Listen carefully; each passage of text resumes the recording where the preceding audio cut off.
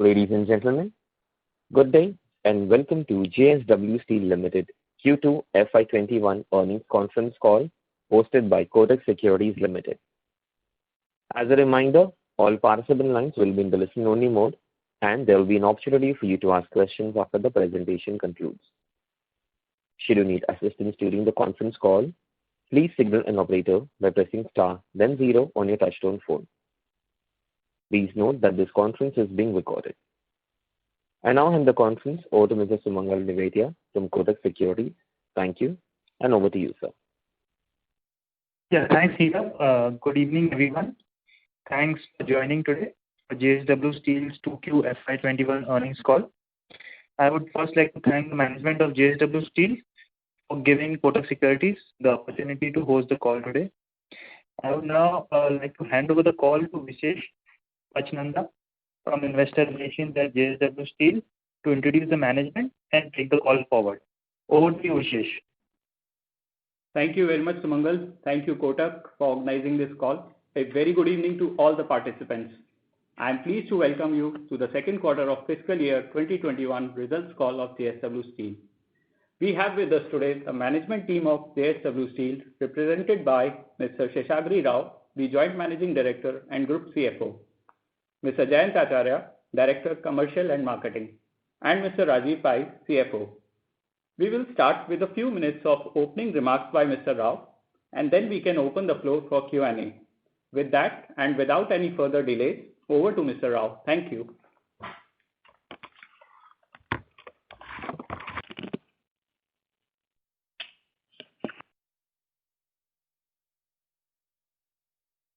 Participants, please stay connected. Line for the management is dropped.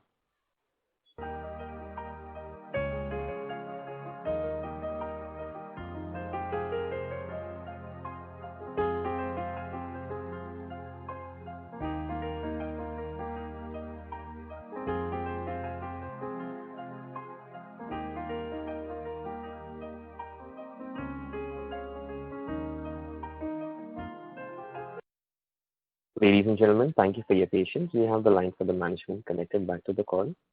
So you may go ahead with the opening remarks. Yeah, good evening. Welcome you all again. We have started the quarter with the economic recovery contraction. Very, very deep comments coming in that contraction would be very, very deep and very, very large. But as the quarter progressed, the severity of contraction is becoming lesser and lesser. Let's say we have seen IMF revising their economic growth in India negative 4.4% as against 5.2%, which they have given in the earlier. In line with this trend line, global steel demand also we have seen similar pattern. The demand recovery is uneven. One side, the $550 billion of stimulus package that has been announced by China, more than 50% was intended for industries where steel demand can go up. So that was quite positive. The result of that is Chinese steel production went up quite substantially, and their imports have increased also significantly. Their exports have fallen by 20%. So all led to very good consumption growth as far as China is concerned, which is not the scenario if I look at the rest of the world. So if I see the total production numbers in the first 8 months of the calendar year, rest of the world have reduced the production in line with the slow recovery in the demand, whereas China is concerned increased the production during the same period. So therefore, the recovery what we are seeing either in the steel demand or economic recovery is uneven. It is not even across all locations. China is doing extremely well, and at the same time, rest of the world is very, very slow. Even the WSA short-range outlook, which they have released very recently, It is also anticipating that the 2020 calendar year, the steel demand will be lower by 2.4%, which is 42 million tons. Whereas China steel demand growth will be 8%, which is 72 million ton plus. But the rest of the world is interesting. That is 114 million ton will be lower steel demand over previous year. That is 13% lower. So it is also in line with supply adjustments. What is today bringing balance as far as steel industry is concerned? Wherever demand recovery is slow, there the supply adjustment is very steep, in line with the recovery in the steel demand. Whereas wherever there is a strong recovery like China, production also increased and their exports have fallen and their imports have more than doubled. So because of these reasons, we are seeing a good recovery in the steel prices, and the situation is expected to continue in this quarter and the next quarter. That is how we are seeing as regards to steel industry outlook is concerned. In India, the business sentiment improved and there is a broad-based recovery across all the sectors we are seeing. There is a good traction we are seeing in the coated steel products, appliances, packaging, solar, and also government-aided projects. This is also reflected by way of improvement in the consumption over Q1. In the Q1, the fall in steel demand was over 50%, whereas in the quarter 2, it is around 10%. So therefore, there is a good recovery even in the Indian steel consumption is concerned. In the light of these developments, if I look at JSW Steel, we have improved our capacity utilization to 86%, and we have posted crude steel production of 3.85 million tons.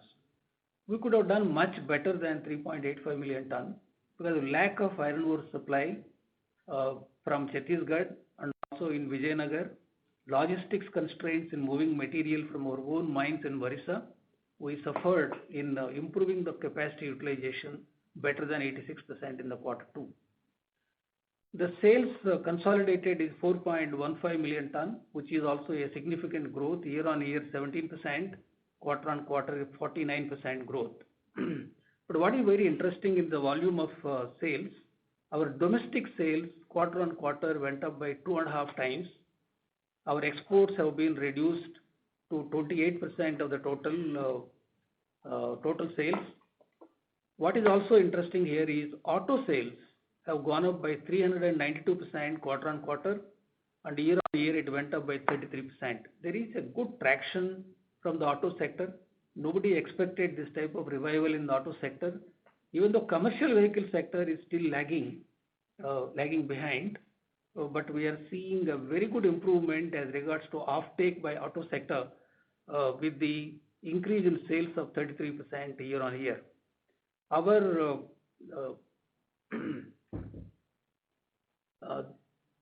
the special products and the other products where high margins are there the composition has gone up to 51% of the total sales, and it has gone up by 29%. Quarter on quarter, it went up by 100%. So in this quarter, we have highest ever coated sales and highest ever appliances sales, and also there is a good traction from solar and other segments of the steel user industry. The NSR has improved by 11%, but year on year it is still negative by 2%. We have worked on the costs very hard. We have reduced our cost quarter on quarter by 5%, year on year by 11%. The margins on standalone basis, 10,141 rupees per ton, as against 5,102 rupees in the quarter 1. So there is a significant improvement of over 5,000 rupees per ton EBITDA. Out of that, 1,300 rupees is contributed by cost, balanced by NSR. The EBITDA on a standalone company was 4,176 crores, an improvement of 62% year on year. The profit after tax on standalone is 1,692 crores. The Indian subsidiaries have done well, particularly the coated. Its EBITDA is 288 crores, it posted an EBITDA per ton of 4,700 rupees, a significant improvement in the performance of coated in terms of volumes, in terms of cost, in terms of NSR. ARCL and industrial gases, VIPL, all did very well. After adjusting consolidated adjustments and Ind AS adjustments, the Indian subsidiaries have net contributed 289 crores. As far as overseas is concerned, the losses have come down. If I take out one-off items, the cumulative losses for all the locations together in the quarter was 213 crores. There are one-off items from Italy where we have made certain provisions, and also there are certain gains which have come in from US operations, either settlement of disputed claims and also PPP program grants. Both together, if I take out the net benefit, is 161 crores of rupees. So 213 crore loss and 161 crores of gain. So net there is a loss of 52 crores from overseas. So if I take the benefit of 289 crores from Indian subsidiaries and 52 crores negative from overseas subsidiaries, net there is a contribution in consolidation 238 crores. So the consolidated EBITDA therefore at 4,414 crores, which is higher by 238 crores. The profit after tax on a consolidated basis is 1595 crores. In this quarter, we could reduce our inventory by 4,75,000 crores. We have released working capital in this quarter. Over and above that, there is an exchange rate benefit because the rupee appreciated. Both together, our debt is reduced by 1635 crores. So the net debt was 52,892 crores as on 30th of September. Our debt to equity, debt to EBITDA, all the ratios have improved. As regards to projects, we are happy to share that the migrant workers who left because of the COVID all have come back. There is a good momentum in the project implementation. In Dolvi, we are confident that we will be able to complete by 31st March 2021. Now there are more than 14,000 workers working at Dolvi. At Vijayanagar also there is a good improvement in terms of workers coming back. We are happy to say that the wire rod mill of 1.2 million ton has been commissioned. The trial runs are on the way. The pellet plant of 8 million ton capacity at Vijayanagar is very advanced stage. We will commission in this quarter.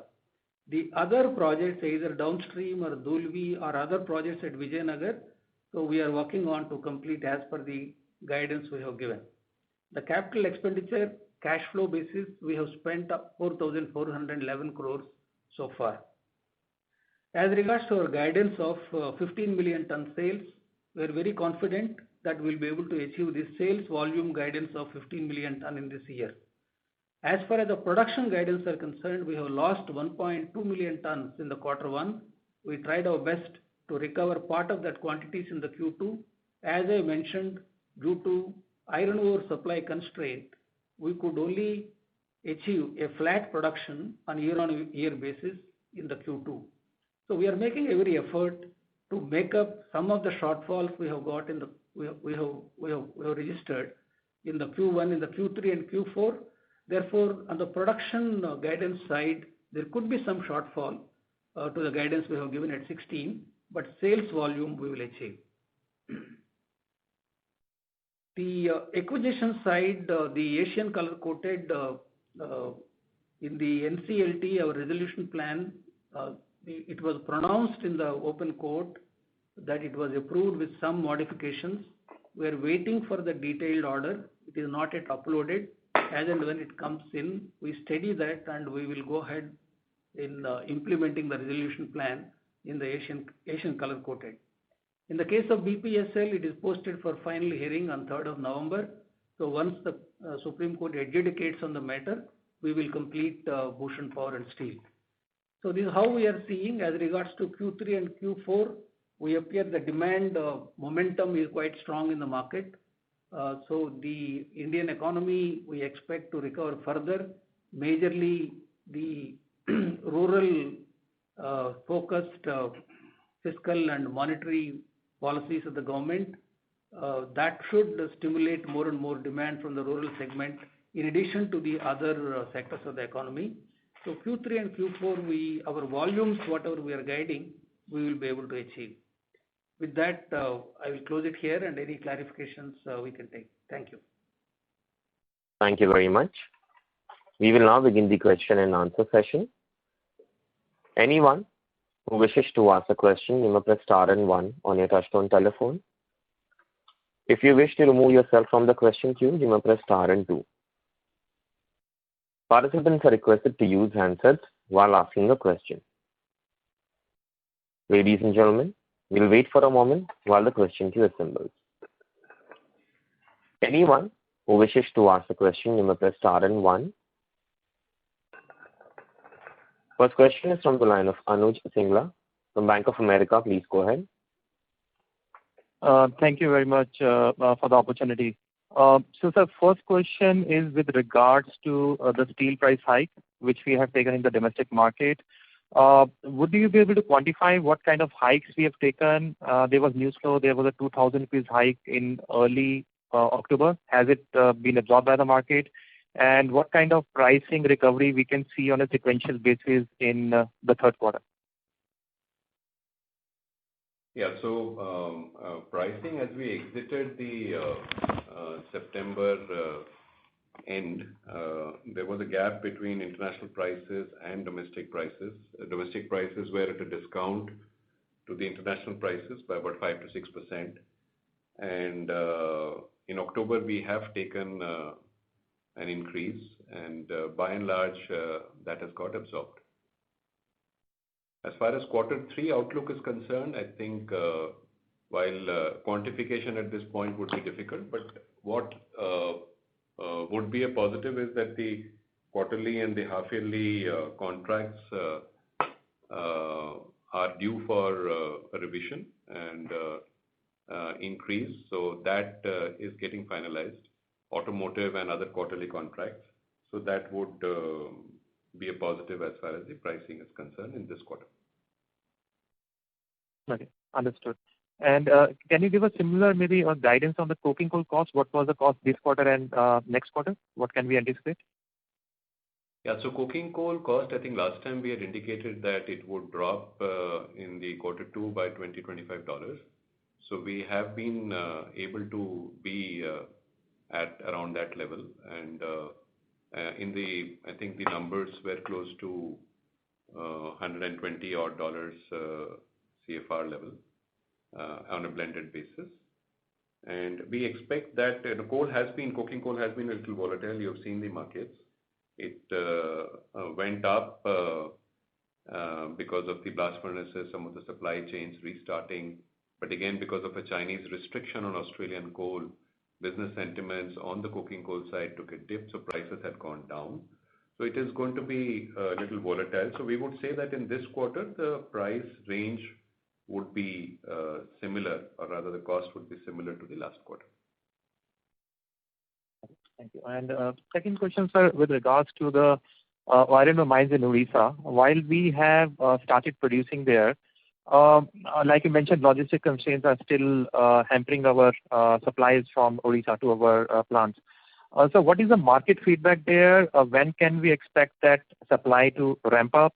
And do you see, because of the supply issues in Odisha, is there an upside risk to the iron ore prices in the domestic market?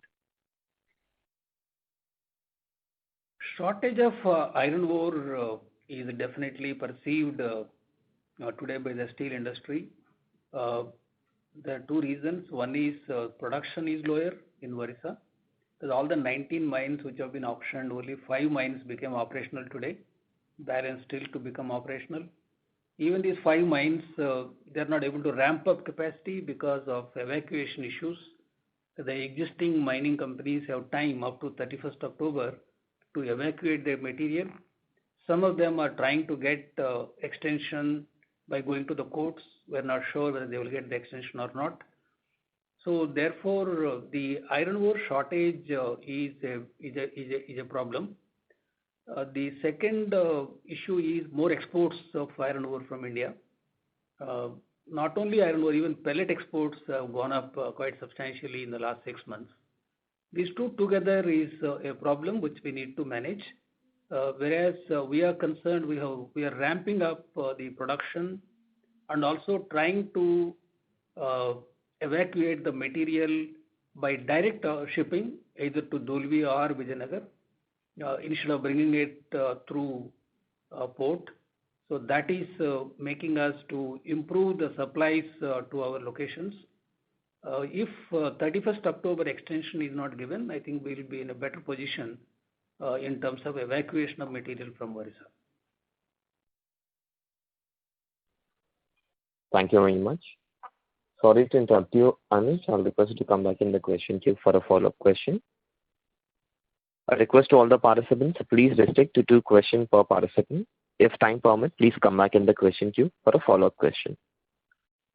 Next participant is Amit Dixit from Edelweiss Securities. Please go ahead. Yeah, thanks for the opportunity and congratulations for a good set of numbers. I have a couple of questions. The first one is on the other subsidiaries. So, is there, can you indicate when these overseas subsidiaries will be profitable, or when do you see the performance improving from this level? That is the first question. Yeah, please continue. No. So I was just asking that when can we expect, what is the roadmap to the improvement of overseas subsidiaries profitability, particularly when we have seen that, prices in Europe and US have also risen in this quarter. So do you expect these subsidiaries to be profitable in Q3 or, Q4 at least? So if you see the average operating losses from overseas subsidiaries are gradually coming down. That is one positive, which used to be 335 crores in the Q2 of last year. The number which I just shared with you is 213 crores without one-off items. So therefore, there is a significant reduction in the operating losses. We were expecting that the Baytown will do well, at least in the Q4. But unfortunately, there is again a change in law there. The imports from Brazil, they have restricted, the quota they have restricted. With that, the availability of slabs to Baytown had become a challenge to continue continuing operations. So we have taken the shutdown of Mingo for ramping up, which would come into production only in March 2021. So until that time, Baytown had to depend on the imported slabs. Due to this restriction on the quota, so they are not able to get the slabs. So it is decided even Baytown would take the shutdown temporarily until Mingo comes in operation. So we have minimized the losses both at Baytown and Mingo. So we'll restart both of this in the month of March 2021. So we can see a good improvement in the operation side starting from Q1 of next financial year. As regards to Italy, there also the operating losses are coming down. There is also, we expect improvement in Q3 and Q4 over what we have seen in the Q1 and Q2.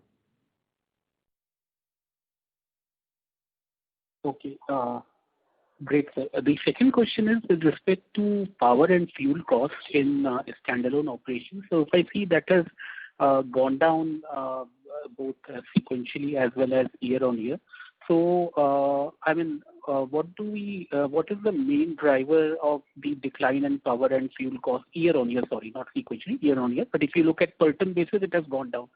So, is it? What is the driver there, and is it sustainable, this decline? No, majorly it is natural gas price. Natural gas prices have come down. If you see year on year basis, you must have seen the spot prices the way it has fallen for LNG. So that enabled us to reduce the prices, particularly at Dolvi unit. Over and above that, the power cost is also lower because thermal coal prices have come down. So this has contributed for lower power cost and the lower gas prices, which is reflected by the lower power and fuel cost. Okay, fair enough. Thanks, sir, and all the best. Thank you very much. Next participant is Pinakin Parekh from JP Morgan Chase. Please go ahead. Yeah, thank you very much. Sir, I have two questions. My first question is, when we look at the steel market, there has been a bunch of price hikes between July, August, September, and October. Sorry, not July. Now, these will flow through at different points of time depending on 6-monthly contracts, 3-monthly contracts, and spot. On the other hand, coking coal has been volatile, but iron ore prices in India have been rising. So at this point of time, sir, how should we look at the steel spread, basically steel realizations minus iron ore minus coking coal cost? Would they improve in the third quarter versus the second quarter, or would they deteriorate given the lead and lag of the various cost and price impact? So from a price perspective and a cost perspective, so on a price perspective, I think we mentioned that internationally we were at a discount. The domestic prices were at a discount by end of September to the extent of 5-6%, which has been bridged by a price increase in the month of October. Second is that the contractual prices for both quarterly, half-yearly automotive appliances are all due for revision from 1st October. And that is in the process of getting closed. Some have already been closed. Some are in the process of getting closed. The price increases there also would be somewhere in the range of 10 to 12% on their existing price levels, and product to product it may vary a little. So that would also be a positive coming in. As far as coal is concerned, I think we mentioned that the cost of coal in Q2, coking coal as a blend, would remain similar in this quarter by virtue of the volatility which coal has exhibited. There is also a lag between the supply and the stock which is coming in, so we expect a similar level. Iron ore, I think Mr. Rao has already mentioned to you that there is a constraint with respect to supplies. The iron ore shortage prices have gone up in the last 2 months. So there is some impact of the iron ore cost flowing into the cost profile. So I think the effort would be to maintain the margin, if not improve it. Understood. And the second question is that it mentions 27% of iron ore requirement is now met by captive mines. So, sir, can we quantify it? And can we, at this point of time, understand how much will this increase to over the next 6 months? No, if Orissa evacuation is smoother, then we will be able to meet 100% of Dolvi and 100% of the Salem. That is what really difficult to guess today. But as a number, we can tell you that these mines are capable of producing 1 lakh ton per day. Mm-hmm. Whereas right now it is producing between 40 to 50,000 tons a day. Understood. This is very helpful, sir. Thank you. Thank you very much. Next question is from the line of Ritesh Shah from Investec. Please go ahead. Hi, sir. Thanks for the opportunity. So my first question is on the recent bond issuances that we had. Sir, how should one look at that from a capital structure point of view, and are there any benefits on refinancing? Sir, if you could provide some color over here, that would be useful.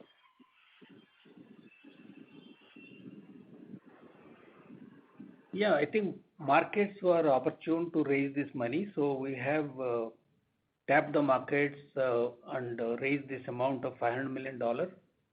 So the intention is to use this money for various purposes, including capex, reducing the debt, and also to meet working capital requirements.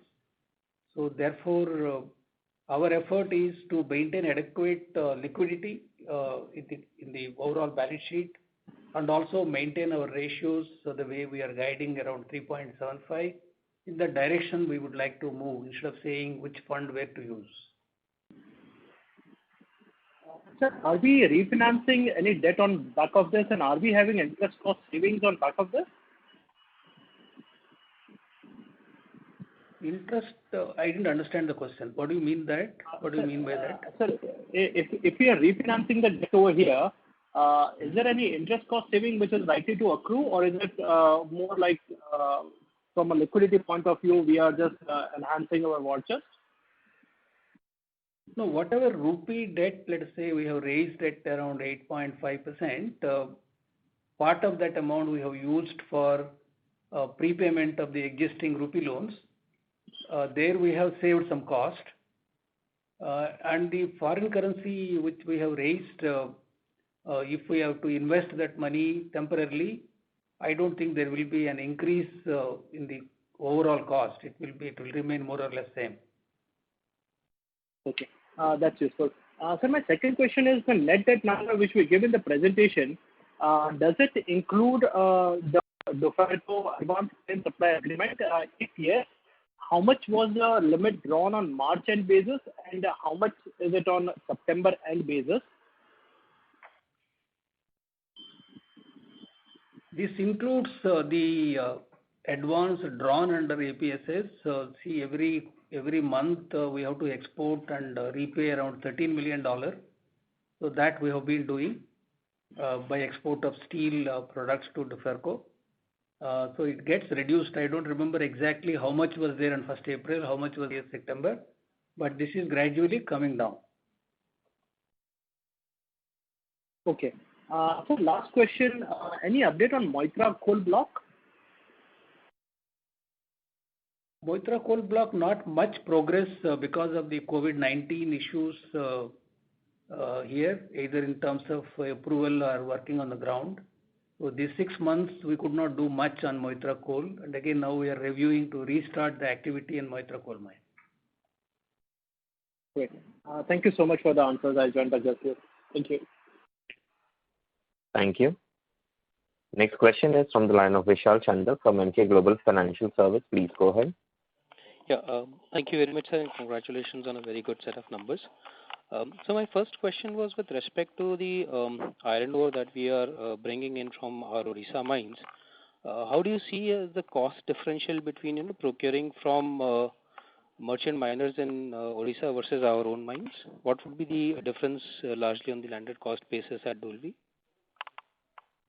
It won't be cheaper, Vishal. It is always expensive because our average premium we have paid for all the 4 mines together is 105%. So if market is 100, I have to pay 105%. So therefore, I don't think if you compare landed cost wise, it will be cheaper. But it will give us a flexibility to operate the plants, either to source it high grade or low grade as the plant requires. I think in this quarter, as an integrated plant, we were able to operate the units even at 86%. The strength is we have got these 4 mines. Otherwise, it was not possible. So therefore, it is a strength from that point of view. But the cost of production side, gradually over a period of time, it will give the savings. In the logistics cost, the way we bring in, the way we handle, the way we mine. But in the short term, I don't think it is less expensive compared to the market. So in fact, my next question was only with respect to how do we plan to reduce the cost over the long period of time. I know we have got slurry pipeline and pelletization lined up, but what are the timelines that we are looking at implementing these projects? No, this 5% or 7% plus mining cost, which we are paying extra. Our focus is how do we equalize at least to the market. In that regard, if you look at JSW Infrastructure, they have made their 18 million ton terminal, iron ore terminal at Paradip port operational. So earlier we used to get the iron ore both from Dhamra and also Paradip port. Because JSW Infra has set up all the facilities to handle large capacity, we did not go to Dhamra and we can handle everything from Paradip. So that is how we will be able to reduce to some extent the cost of transportation, port charges in bringing the iron ore. That is one. Number 2 is transporting iron ore from the mine to the railway siding. That is another area where we are focusing how to reduce that cost. We are working with transporters, we are working with others to reduce that cost. The third area is mining cost itself. We have given short-term MDO contracts right now. We are also getting experience in this area. So we will work on reducing the mining cost further down. So this is short-term measures. If I look at long term, we wanted to set up a slurry pipeline to bring iron ore from the mine to the port. That will take time. But once we do that, I think that is where the game lies. The logistics cost will come down drastically. Sir, at the port, do we also plan to set up a pelletization plant to further reduce the coastal movement instead of just looking at shipping iron ore fines? No, pellet plant already there at Dolvi and also at Salem are center plants. Therefore, we are not planning any pelletization plant at the port right now. Okay, sir. Thank you very much, sir. Thank you very much. Next question is from the line of Rashi Chopra from Citigroup. Please go ahead. Thank you. Just going back to the iron ore mines. So, given the infrastructure or the logistic constraints, obviously you can't meet the 80% requirement. So, against that backdrop, is there any sort of penalty? One.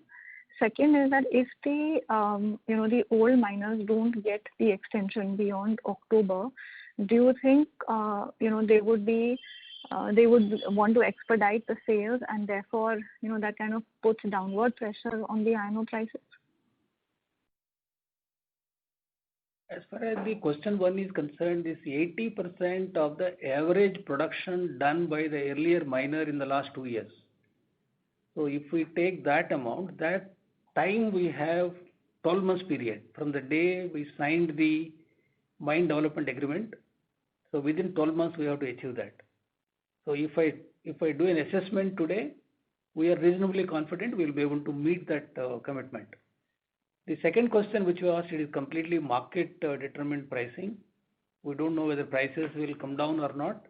But logically, if I evaluate the total iron ore that is produced within Orissa by the merchant mining companies and where they were selling, particularly large buyers of iron ore within from Orissa.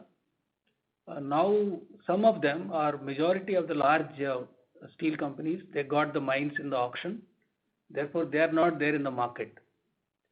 So if supply is there in the market, then is there any offtake to a big extent, to a large extent?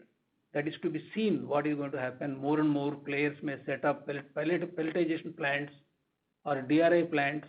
It is very difficult to hazard a guess what is going to happen. But based on supply and demand dynamics, we feel that the demand which was there earlier, now they have got the mines. So that demand may not be there in future. Got it. Thank you.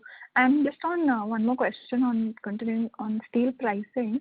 So, what percentage of your volumes would get covered in these quarterly and the half-yearly contracts? One, and second is, are there any chances, is there room to raise prices for the monthly contracts going into November for flats and long separately? Yeah, so our quarterly contracts, half-yearly contracts put together would be about 15-16%, and we have some other project fixed contractual till the project is completed, which would be under 5%. So maybe 20% on an overall would be these fixed price kind of contracts. Secondly, with respect to the question on November prices, I think it's difficult to say at this point of time. We do see that internationally the prices are positively poised. In China also the prices are showing a slight uptick. But we would review the situation on ground and see how it is getting absorbed and then take a call. Thank you. Just one last question. What is the acceptances figure? Revenue acceptances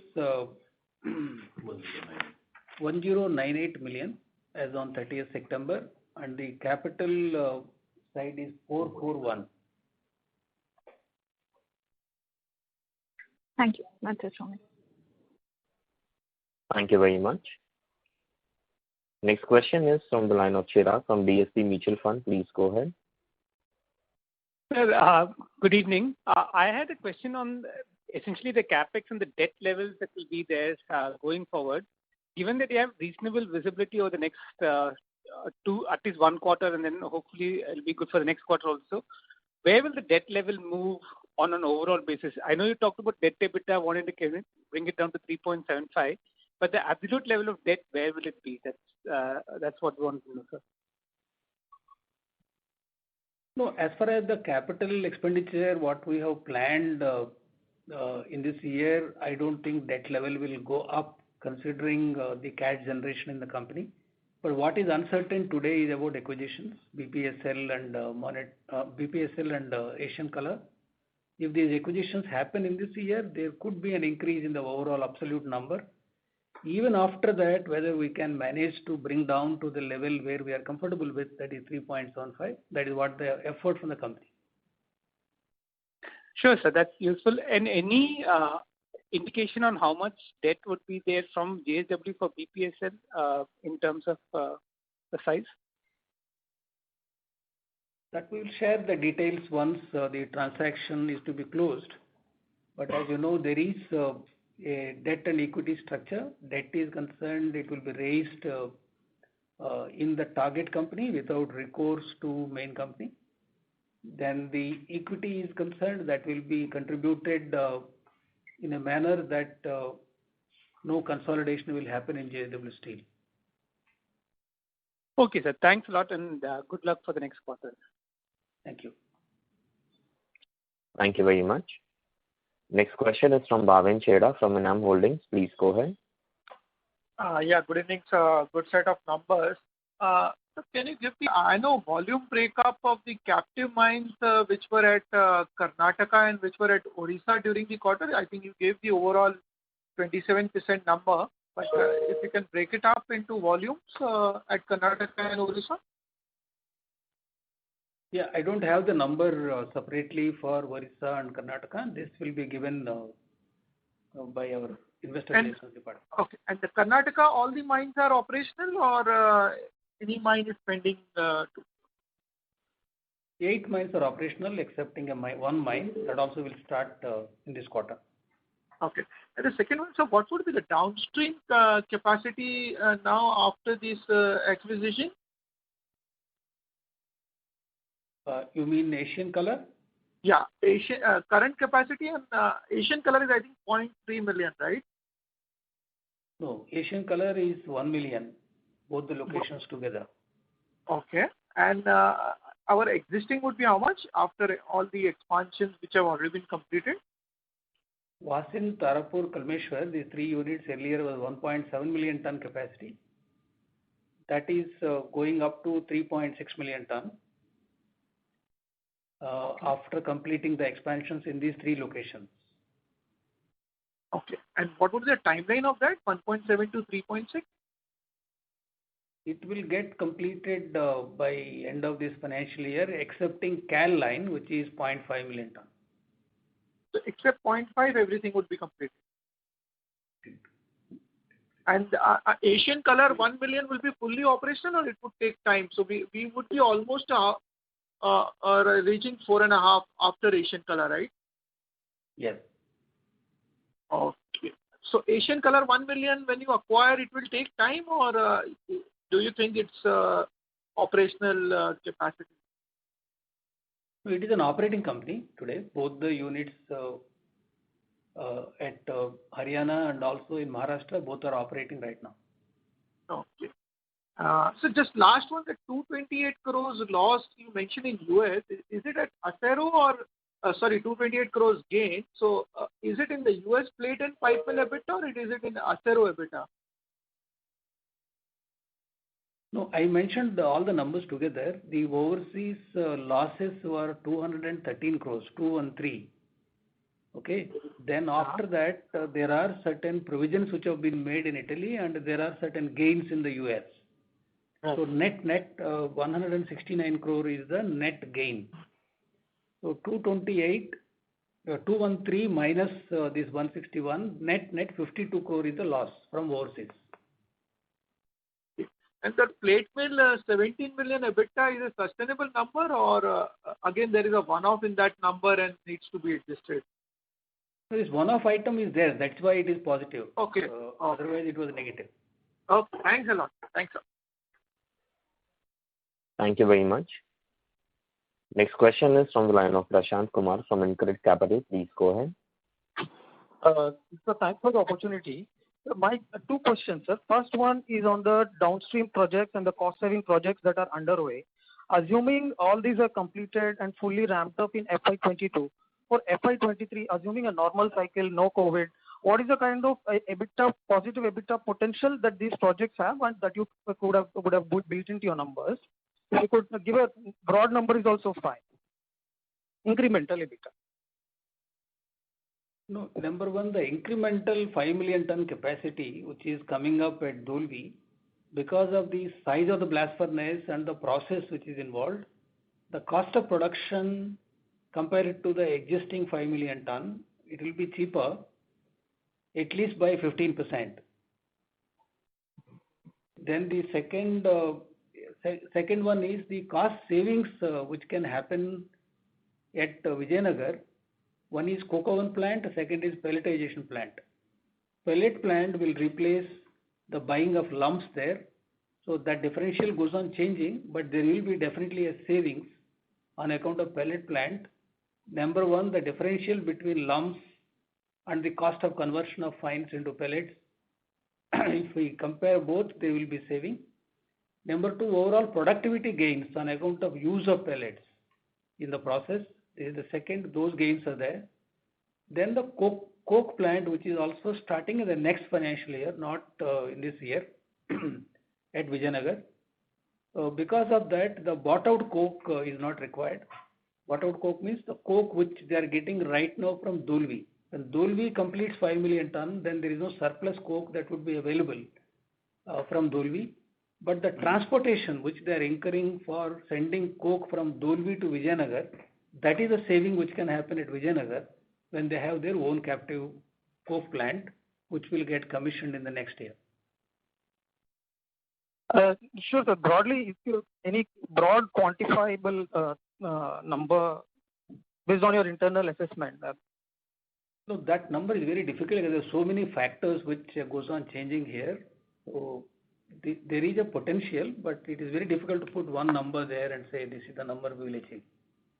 Sure, sir. My second question is on, sir, our iron ore mines that we acquired in Odisha have a mine life of about 40 years based on the numbers out in press, etc.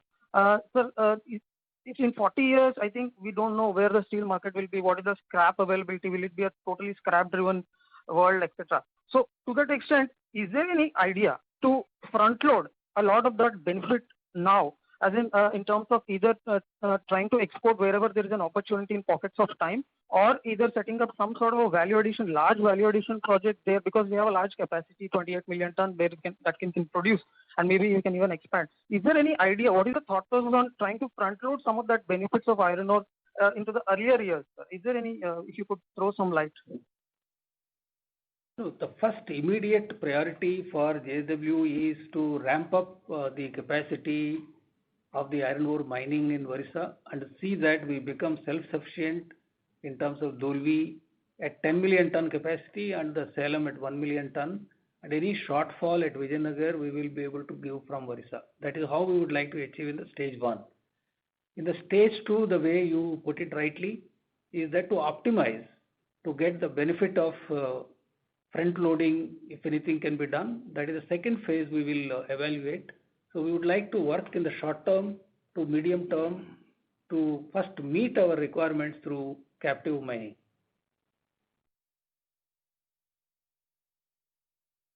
Thank you very much. Sorry to interrupt you, Mr. Kumar. I'll request you to come back in the question queue for a follow-up question. Next participant is Amit Murarka from Motilal Oswal. Please go ahead. Yeah, hi, good evening. Thanks for the opportunity. Just two questions from my end. Firstly, on the pricing side, generally what you're seeing is that the regional prices have actually softened since early September. I mean, both the regional, the Chinese export prices and the domestic prices. So in that context, actually, we are at the Indian prices, HRC prices seem to get a premium as of now. So can this premium sustain? I understand the demand is strong, but can this sustain in this environment? Yeah, so if you look at the Chinese prices in the last few weeks after the Chinese holidays, the prices have improved in the spot market as well as in the futures. Directionally, they have moved up. The other thing which we need to consider is that international iron ore prices, which were in February, March below $90 CFR China, is now in the range of $120 CFR China. China being a very large importer, the ability for them to, the cost will basically prevent any drop in prices. So therefore, I think that is providing a bottom to the price. So today, if I look at it, I do not see a situation where international prices will correct. Yes, it will be range bound because supply disruptions in the world, which has been in the range of about blast furnaces, about 132 million tons of blast furnaces were shut down during the pandemic. Out of that, 1/3 has come back, but still there is a gap. If I were to give you just a material balance, it is expected that the rest of the world outside China, the production in this year will come down by about 100 million tons. China has imported incrementally 30 million ton more, expected to import if I take up to December, 30 million ton more than last year, and the exports are likely to be less by 10-12 million. So there is a supply gap of 140 odd million tons, and if you look at the WSA forecast of the rest of the world demand, that drop is about 114 million. So therefore, there is a supply-demand gap which is positively poised to maintain the prices on a positive trajectory. Okay, sure. And also on the auto contracts, like where are we in the process of finalization of those contracts? Some have already been finalized, some are in the process of getting closed. Okay. And these will be again 6 monthly basic for the second half? Yeah, most of the auto contracts are 6 monthly, yes. Okay, thanks a lot, sir. Thank you very much. Next question is from the line of Indrajit Agarwal from CLSA. Please go ahead. A couple of questions from my side. One, can you give us a sense of the steel inventory in India currently, both at the steel mill level and at the trader level? How is it compared to, say, June end? So the inventory, if I look at the JPC's latest numbers, the inventory in India has come down. I think as on September end, the drop is about 1.84 million tons as is reflected. It's also visible if you look at the import versus export and the supply deficit because of a lower production during the first half. So April to September, this is the kind of drop which JPC is reporting. So inventory has gone down. But if I look at it from a producer perspective and the market information which I see, production deficit in the country by about 21% in the first half, a high level of export to the extent of about 11 million tons in the first half from India overall, and imports by almost 50% has resulted in a supply chain inventory deficit, and the demand in general has gone up. So I think the inventory at the mill and the supply, the channels basically are at a very low level, below the comfort level. Thanks, that's helpful. Second, in the opening remarks, you mentioned that India consumption was down by about 9% YOY, whereas our domestic sales are up by more than 20%. So is it more like the product mix, the mix that we have been selling, or is it more about we have been gaining a lot of market share? So in this particular domestic, we actually, if you look at the longs and flats, even in India, I think the flat drop was lower than the longs drop. So out of 9.9% YOY drop, flats dropped by 6.5% and longs dropped by almost 13%. So what we have done during this period, and longs dropped primarily because of construction and infrastructure activities which were constrained because of social distancing and migrant laborers moving out, got impacted more than flats. So we had reoriented our product mix more to flats, and that has been able to drive the differential growth between the our domestic sales in India. Sure. One last housekeeping question. So the 2,000 crore upfront payment for the mines in Odisha, have that been entirely paid, in the sense that is it reflecting entirely in our net debt number already? Yeah, it has been fully paid. Out of that, 1,290 crores is towards premium. Balance 800 crores is towards stamp duties and other charges. So that 800 crores has been capitalized. This 1,290 crores is shown as an advance against the premium payable to the government. So that 1,290 crores, as and when iron ore is produced and dispatched, that will get adjusted. Sure. Thank you very much. And all the best. Thank you very much. Next question is from the line of Gaurav Raparia from Morgan Stanley. Please go ahead. Okay, sir, two questions. Firstly, what is the amount of iron ore you need to produce from Odisha mines to comply with this 80% regulation?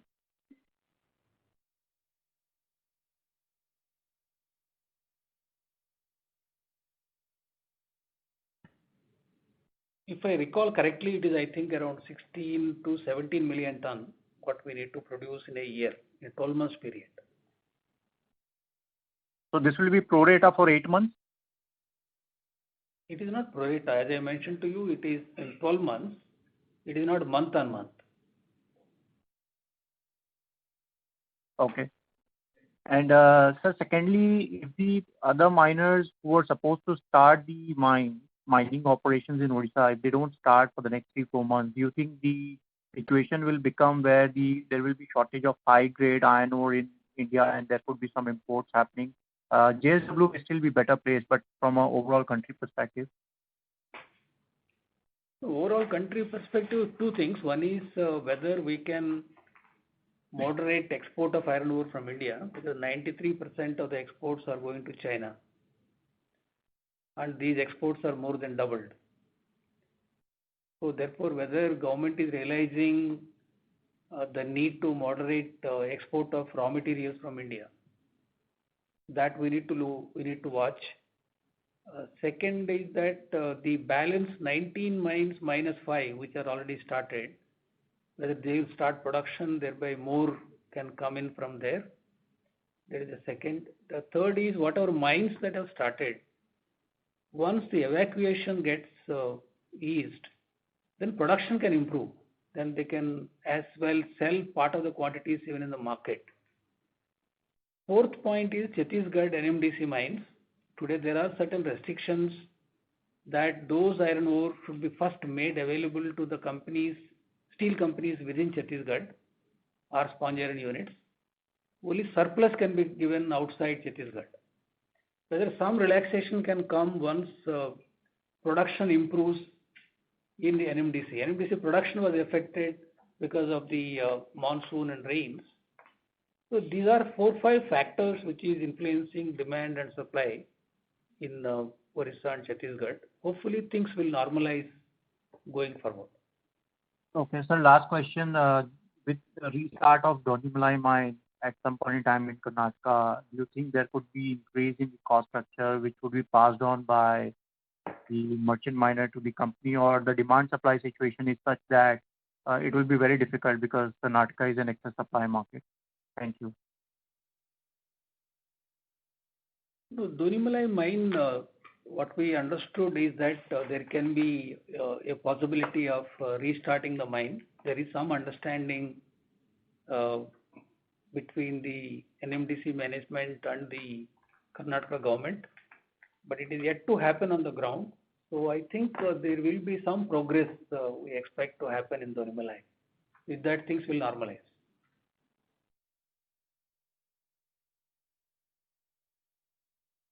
Thank you. Thank you. Thank you very much. Ladies and gentlemen, that will be the last question for today. I will now hand the conference over to the management for closing remarks. Thank you very much. And in this quarter, things looking better with regard to the pickup in the overall economy and the steel demand.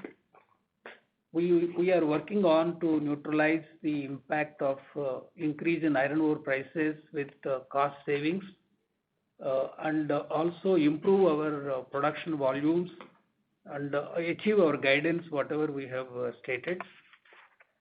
Then completing the projects is the next important target we have kept. Before 31st March 2021, a majority of the capital expenditure program will get completed. The third area we are focusing in this quarter is BPSL and Asian Color. If the proper judgments come in, and we will be able to close this inorganic growth. With that, by end of this financial year, our 18 million ton capacity with the downstream expansion will become 23 million ton in terms of organic, and another 3 million ton gets added because of Bhushan Power and Steel. So with that, we'll become 26 million ton company in the next 6 months with very large downstream capacities, both color-coated, galvalume, galvanizing, with all those CRM complex getting commissioned. Over and above, what is also important is the cost-saving projects in terms of power plant, in terms of pellet plant, and part of the coke oven plant getting commissioned. This all will give a huge advantage to the company, particularly in the next financial year. Thank you. Thank you very much. On behalf of Kotak Securities Limited, that concludes this conference. Thank you for joining us. You may now disconnect your lines. Thank you.